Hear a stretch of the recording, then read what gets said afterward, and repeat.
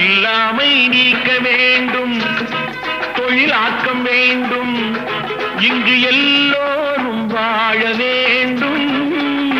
முன்னேற என்ன வேண்டும், நல்லெண்ணம் வேண்டும், தன் உழைப்பாலே உண்ண வேண்டும். இல்லாமை நீக்க வேண்டும், தொழிலாக்கம் வேண்டும், இங்கு எல்லாம்